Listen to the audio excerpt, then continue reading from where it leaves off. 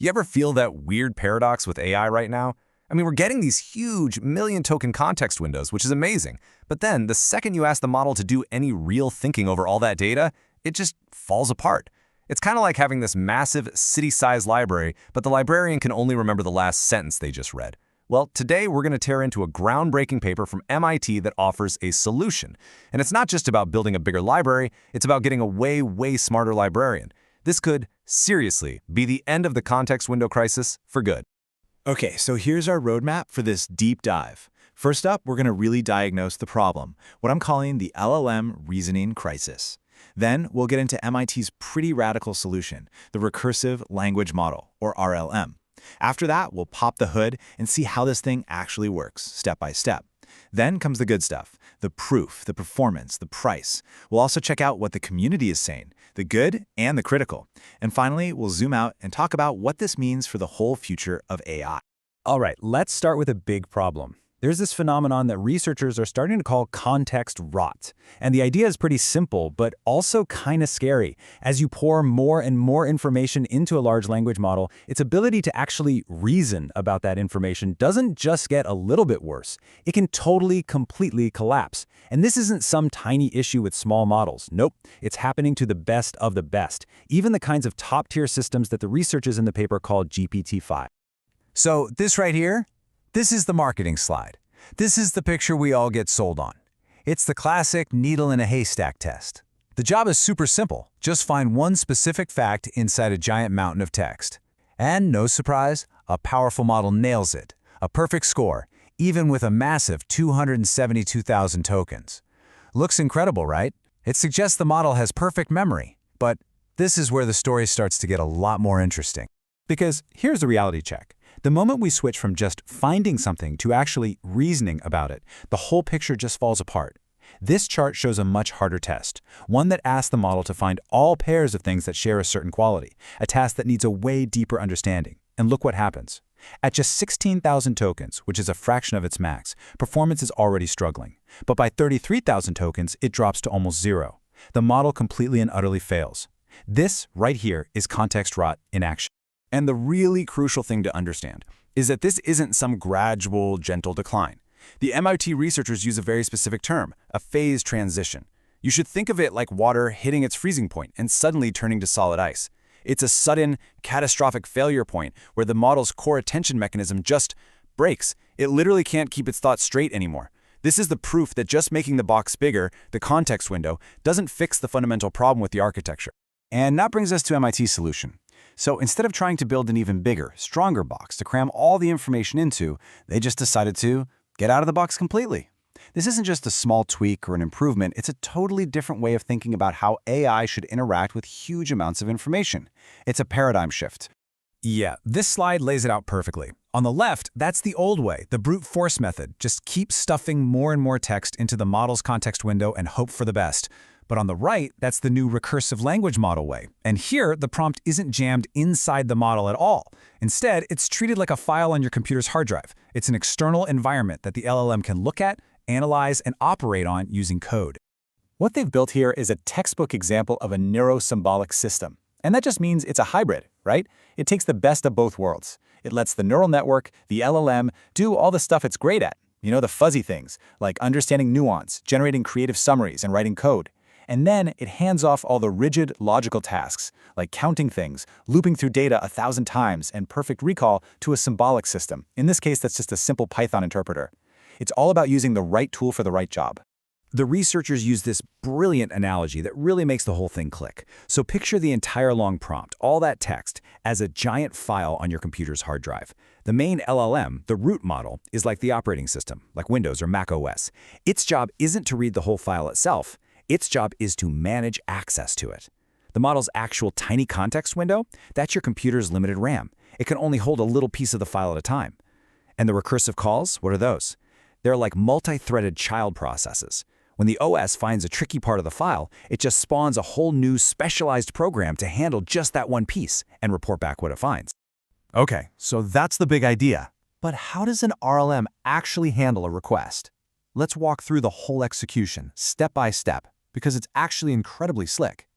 The whole thing really boils down to four main phases. First, the model probes the data. It writes a little bit of code to see what it's dealing with. Is this a text file, a spreadsheet? Then it moves into decomposition. Here, it writes a program, usually a simple for loop, to break the big problem down into smaller, manageable pieces. Third is the magic step, recursion. Inside that loop, it starts spawning brand new independent sub-LLMs to chew on each little chunk. And finally, there's aggregation. The main model acts like a manager, collecting all the answers from its little workers and putting them all together into one final polished answer. Let's make this real with an example straight from the paper. The mission is to find the name of a beauty pageant winner from a certain year, and that name is buried somewhere in a collection of 10,000 documents. I mean, this is a classic multi-step reasoning problem that a standard LLM would have almost no chance on if you just tried to cram all 10,000 documents into its prompt. So what's the first thing the RLM does? It doesn't start reading, it starts coding. The root LLM acts just like a human programmer. It writes a tiny bit of Python code using a regular expression. It's basically telling the computer, hey, don't read this whole 10,000 document library. Just do a super fast scan and tell me all the places where you see the words beauty pageant or festival. It's using a sharp tool to find the interesting spots without wasting time reading everything. So after it runs that search, the computer reports back and says, okay, I found something that looks interesting over here in chunk number 6. Now, does the root LLM read it? No, it does the most important thing. It makes a recursive call. It uses this special LLM query function to spin up a totally new, totally fresh sub-LLM with a clean slate. It gives just that one little snippet of text to this new sub-LLM and says, hey you, analyze just this piece and tell me what's in it. So the sub-LLM does its job, finds the winner's name, and reports back to the main model. But, and this is the really cool part, the main model doesn't just blindly trust it. It acts like a good manager. Before it declares victory, it decides to double-check the work. It makes 2 more recursive calls, asking other fresh sub-LLMs, hey, can you look at this document and confirm that this person actually won? It's only after it gets that confirmation that it aggregates everything together and gives you the final verified answer. It's a whole process of delegating, verifying, and then synthesizing. It's beautiful. All right, we've gone through the theory and the step-by-step. Now for the moment of truth. Does this whole elegant process actually perform any better in the real world? Well, the numbers aren't just good. They are absolutely jaw-dropping. Just look at this slide. This is that same brutal reasoning test from before. The one where the standard model totally bombed, with a success rate of basically 0 for about 16 cents a try. Now, look at the RLM-wrapped version.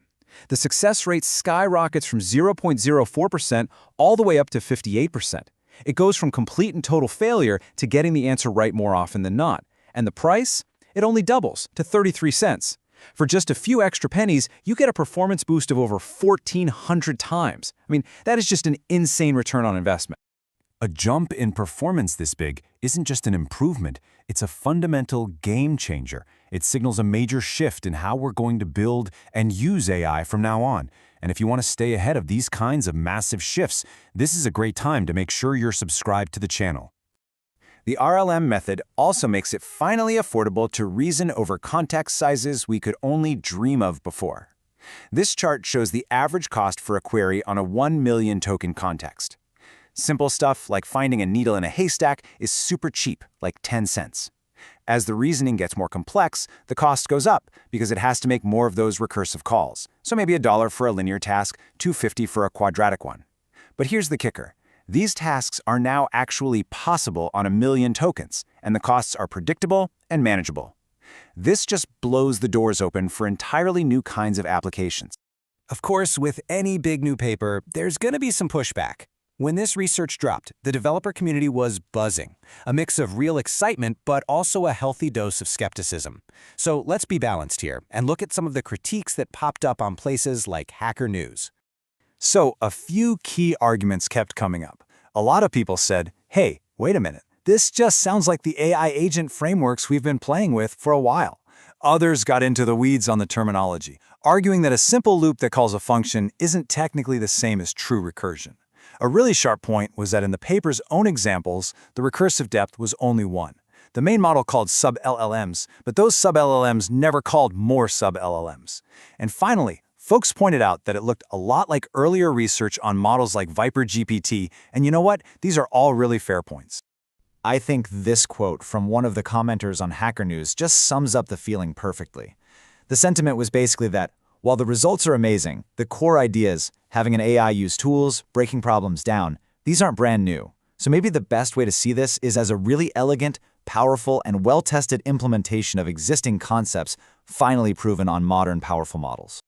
Okay, so even with those critiques, why is this RLM approach such a big deal? Well, I think it's because this is way more than just a clever trick to get better benchmarks. It's pointing towards a massive architectural shift in how we're going to build AI in the future. Let's zoom out and look at the real big picture here. What this RLM framework really gives us is a new, super clear division of labor. The neural network, or LLM, isn't the entire brain anymore. It's more like the creative director, the architect. It handles all the fuzzy stuff, intuition, getting the gist of a text, and, most importantly, generating the plan, the code. And the symbolic system, the Python part, becomes the construction crew. It handles all the rigid, black and white logic, counting things perfectly, iterating through a list 1,000,000 times, and remembering things with perfect precision. The LLM dreams up the plan, and the code makes it happen. This also highlights a huge difference between RLMs and the retrieval augmented generation, or RAG systems, that are everywhere right now. RAG is at its heart a game of probability. It uses vector search to hope it finds the right data to answer your question. RLM is the opposite. It's deterministic. By writing and executing a loop, it follows a precise program that guarantees it will look at 100% of the data. It's not hoping to find the right answer, it's systematically working through a plan to ensure it does. That's a giant leap forward in terms of reliability. And all of this leads to a pretty profound conclusion.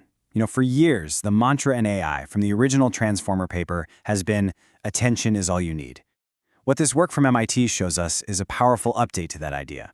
Attention is amazing for understanding things at a local level, for making sense of a sentence or a paragraph. But for complex, global reasoning across a huge data set, it's not enough. Attention isn't all you need. You also need an architect. This shift, from thinking about AI as a single giant brain to thinking about it as this neuro-symbolic team with an architect and a crew, it's one of the most exciting things happening in the field right now. We're covering this future as it unfolds, breaking down the research that's going to define the next generation of tech. So if you want to understand where all of this is headed, make sure you subscribe so you don't miss the next big thing. Thanks for watching.